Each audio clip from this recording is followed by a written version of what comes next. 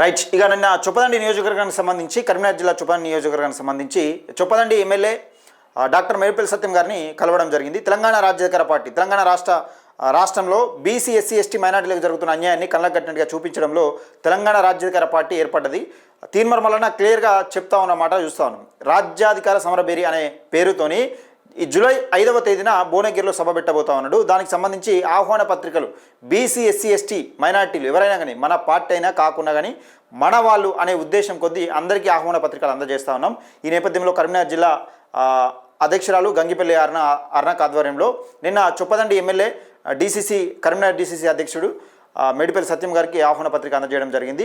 ఒకసారి చూసుకునే ప్రయత్నం చేద్దాం మిత్రులారా. చొప్పదండి ఎమ్మెల్యే మేడిపల్లి సత్యం గారికి రాజ్యాధికార సమరబేరి సభ ఆహ్వాన పత్రిక. తెలంగాణ రాజ్యాధికార పార్టీ ఆధ్వర్యంలో జూలై 5వ తేదీన భువనగిరిలో నిర్వహించిన రాజ్యాధికార సమరబేరి సభకు సంబంధించిన చొప్పదండి ఎమ్మెల్యే డాక్టర్ మేడిపల్లి సత్యం గారికి తెలంగాణ రాజ్యాధికార పార్టీ కరీంనగర్ జిల్లా పార్టీ నాయకులు మర్యాదపూర్వకంగా ఆహ్వాన పత్రికను అందజేశారు. ఈ సందర్భంగా సభ యొక్క ముఖ్య ఉద్దేశాలను, తెలంగాణలో సామాజిక న్యాయం, సమాన హక్కులను, రాజ్యాధికార సాధనకు సంబంధించిన అంశాలను ఎమ్మెల్యే గారికి వివరించారు.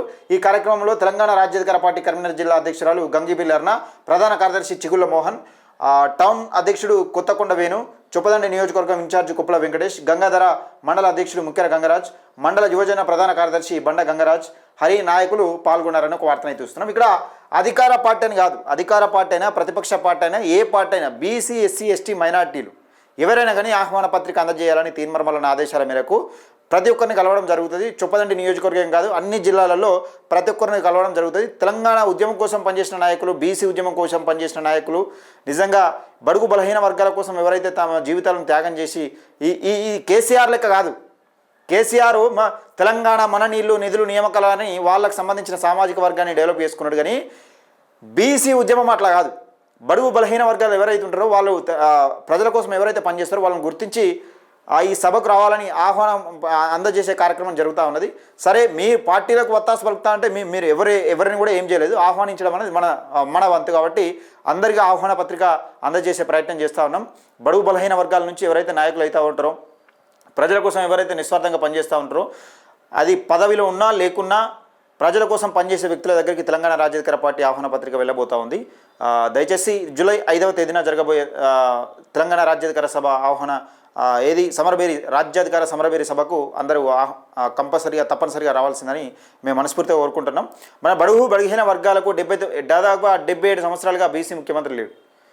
అసలు మన బడుగు బలహీన వర్గాలు బీసీ ఎస్సీ ఎస్టీ మైనార్టీలకు రాజకీయంలో తగిన ప్రాధాన్యత లేదు ఇంతవరకు.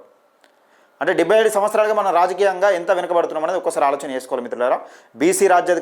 బీసీ రాజ్యం కోసం కొట్లాడుతున్న తీన్మర్మలన తెలంగాణ రాజ్యాధికార పార్టీ భువనగిరిలో సభ పెట్టబోతా ఉన్నాడు. ఈ సభ దాదాపుగా 1,00,000 మంది పైచిలకు మందితో పెట్టబోతా ఉన్నాడు. నిజంగా ఏ విధంగా ఉండబోతామని తెలంగాణ రాష్ట్రం మొత్తం ఎదురు చూస్తా ఉన్న నేపథ్యం చూస్తాను. దానిలో భాగంగానే నిన్న కరీంనగర్ జిల్లా డీసీసీ అధ్యక్షుడు గౌరవ ఎమ్మెల్యే మేడిపల్లి సత్యం గారికి కరీంనగర్లో ఆహ్వాన పత్రిక అందజేయడం జరిగింది. నిజంగా సానుకూలంగా స్పందించును. దీన్ని నిజంగా ప్రతి ఒక్కరు కూడా, చొప్పదండే కాదు ప్రతి ఒక్కరు కూడా అందించే ప్రయత్నం చేస్తాం. దయచేసి ఈ వీడియోని ఎక్కువ మందికి షేర్ చేసే ప్రయత్నం చేయండి. జూలై 5వ తేదీ భువనగిరి సభను విజయవంతం చేయండి.